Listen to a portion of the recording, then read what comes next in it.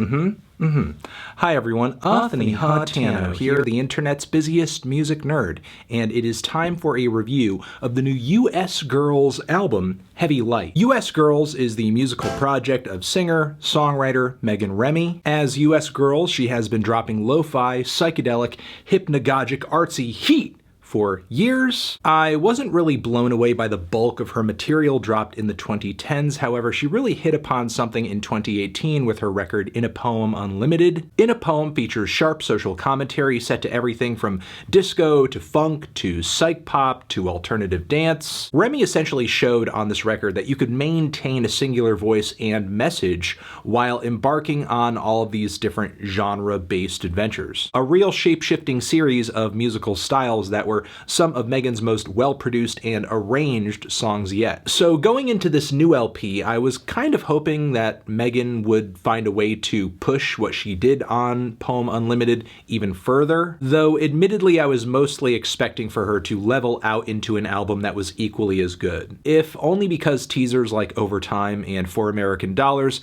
sort of sounded like tracks that could have slipped into Poem Unlimited. But after listening to Heavy Light, I have to say that I am somewhat disappointed that this album ended up being one of those records where only the singles end up being the best tracks, creating a series of lulls through the track list the album never truly recovers from. In many respects, I found Heavy Light to be an admirable and a passionate effort. The social commentary is obviously still here, and Remy did take some risks on writing some tracks that were sort of melodramatic, slow burning, but in my opinion, many of these tracks don't really pan out. That and the very disorienting vocal interludes on the record where you have numerous voices rambling over each other about different life experiences. It doesn't really create a great flow for the record. Again, overall, it's a less gratifying listen than Poem Unlimited, even if it does have a strong start, with For American Dollars, which is a very fun disco-inspired jam with soaring vocals and a classic groove. The soulful singing on the track delivers clever lyrics about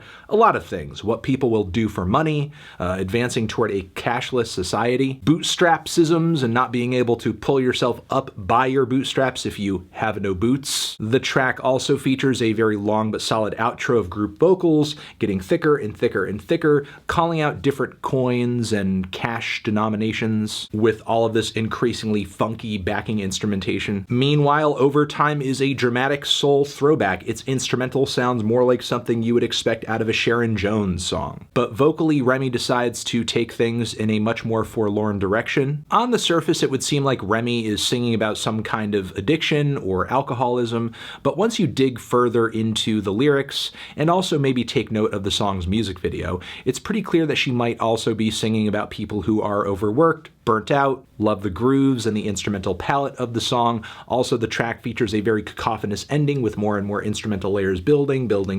What's not to like? But in my opinion, past this point is where the record really begins to lose momentum. The track IOU is a glamorous and slow piano ballad, but I found the tune on this one to be really indirect and the pacing to be kind of tedious. While I do think a cool down moment in the track list at this point would be appropriate, this one is sort of a dud. And while State House kicks off with one of those classic girl group drum beats, kick, kick, kick, tam, a song going in this direction at this point could be pretty cool, but it's not so much a song as much as it's a weird vocal motif, I guess. I like the instrumental, I like the group vocals, and I like the messaging of the song, but it's not so much a song. It's just sort of an underdeveloped idea that bows out prematurely. So at this point, I'm wondering, how long in this track list are we going to wait until we actually get to something a bit more meaty? The following Born to Lose is yet another slow burner in the track list here. Granted, it's more engaging than IOU, but the flow of this record is on life support at this point, and the random jazzy dissonant vibraphone solo in the middle of this track is like pulling the plug, essentially. Ultimately, while I do like the track's chanted vocals and very low-key rhythm section, all in all, it sounds like something that if it had landed on the past couple of PJ Harvey records, she would have done it more justice there. Then we have the track And Yet It Moves, which is honestly the first exciting moment in the track list since the first couple of songs. With this track, we suddenly see the record move into a very sensual, kooky left field piece of Latin pop. We have shimmering synths, great grooves, group vocals, a message I can get down with as well, essentially about society having choices put in front of it, and hopefully justice and a better world advancing moving forward. Denise, Don't Wait is one of the more dramatic ballads here, with lots of theatrical touches of percussion, triangle, timpani. The vocals and chords make for yet another moment on this record that's essentially a nod to those classic girl group sounds, but they are touched up and arranged in such a way where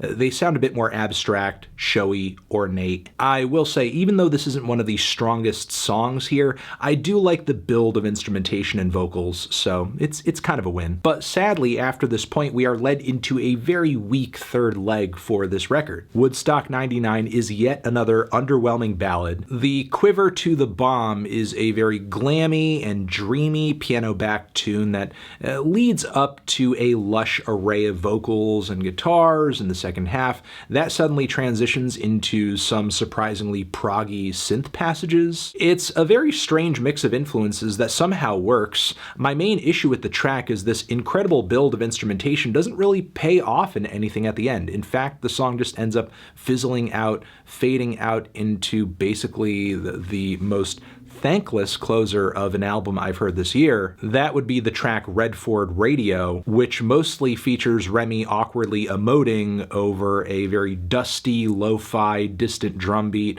The whole track progressively gets more and more thick and heavy as it goes along, but honestly, the whole thing just sounds like a rough draft of something. It's really anticlimactic, even for a record that up until this point had very little in the way of direction to begin with. Look, there are some very good ideas and even songs at various points of this track list, but this is not a well-groomed or well-developed album by any means. Certainly not as well assembled or fulfilling as Poem Unlimited, or even Half Free, which, while I'm not crazy about that record, aesthetically it's way more consistent and is a much more focused album overall. So while, again, there are a lot of things about Heavy Light that I do admire, this record is really, really, really missing something. Feeling a strong 5 to a light 6 on this one. Tran. Zishin, have you given this album a listen? Did you love it? Did you hate it? What would you rate it? You're the best, you're the best. What should I review next? Hit the like if you like. Please subscribe and please don't cry. Hit the bell as well.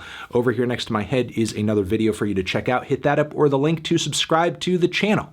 Anthony Fantano, US Girls, forever.